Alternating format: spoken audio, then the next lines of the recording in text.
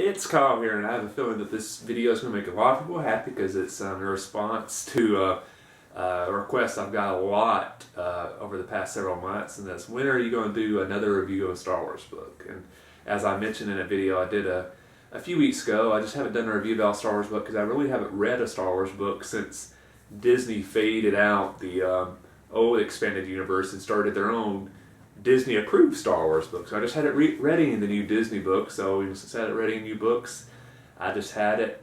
They have the content to really do a new Star Wars book review. Let's try this again. Hey, it's Kyle here, and I have a feeling that this video is going to make a lot of people happy because it's on a topic that I've got a lot of requests to do a video about over the past several months, and that is a Star Wars book review.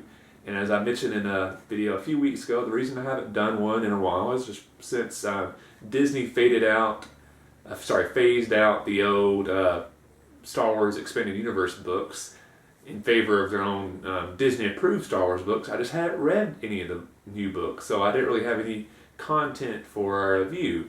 But that has changed. I've read my first Star Wars Disney-approved book, and that is Tarkin by James Luceno. No, one thing I'll say, I don't know all the background to how this book came about. I think this book was actually started before Disney purchased Star Wars, because I seem to remember one of the last books I was reading in the Expanded Universe that I'd heard some publicity for that Tarkin was going to be one of the next books that would come out. So my theory is, after reading the book, that this book had been greenlit before, and maybe even written before Disney purchased the company, and once they made their announcement about the books, suddenly Star Wars had this book that had already been written but hadn't been published yet, but it kind of functions as a standalone book, so I don't think it really gets in the way of any of Disney's plans for what they have in store for Star Wars and the various mediums that they're going to be doing stuff with, TV, comics, books, movies. So I think they went ahead and moved the book forward, because it really does function as a standalone book. So first off, I'll say that's one of the huge pluses of this book, that it is a standalone, because so many of the Star Wars books are part of a big series, and if you read the first one, really to get the conclusion of the story, you have to read another 3, 4, 5, 6, 10 books, or with the new books that Disney's currently doing that are kind of leading up to the movie, you're kind of reading books that the big payoff will actually be when the movie comes out. Well, that's not the case with this book. This book is very self-contained. Honestly, if you read it, you didn't know if it was pre-Disney or post-Disney, there's not a whole lot in here that'll tip it off like, oh, this is a book that was published after Disney took over the Star Wars Expanded Universe. The only clear sign of this book that's actually the case is anybody that reads Star Wars books knows in the past they always had the listing of all the books and where they fell in order and timeline and stuff like that. And Disney does have that in here, but it's a very simplified list, probably because they just started over, so there's not much in it.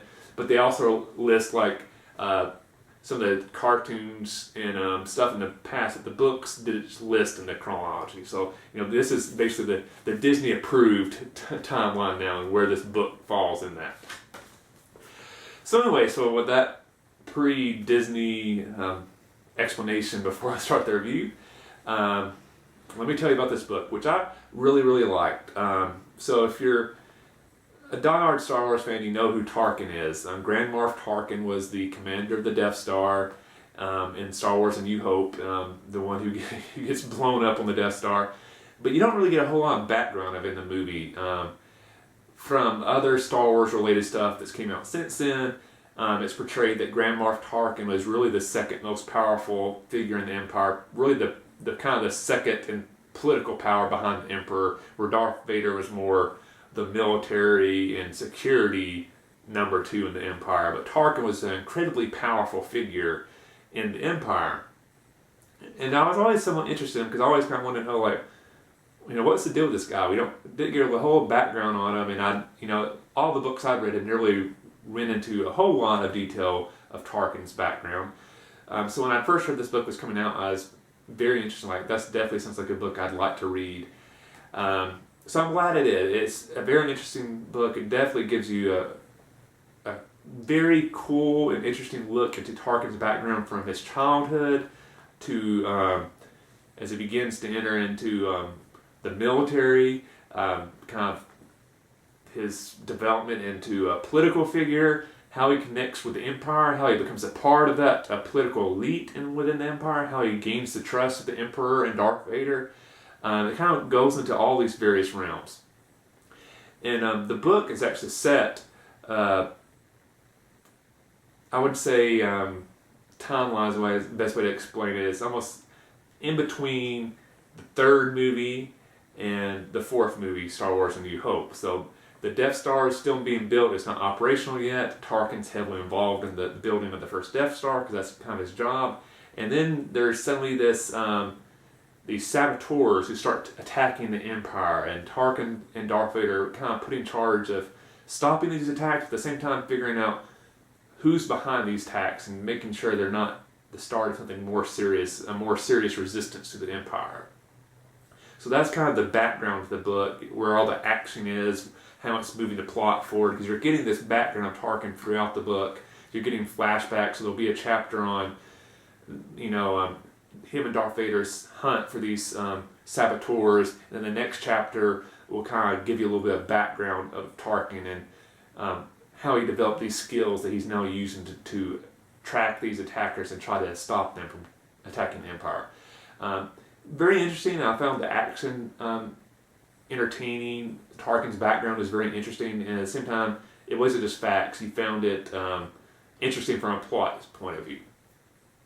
My one complaint about the book is that Tarkin's clearly the main character. You're getting almost everything through Tarkin's point of view.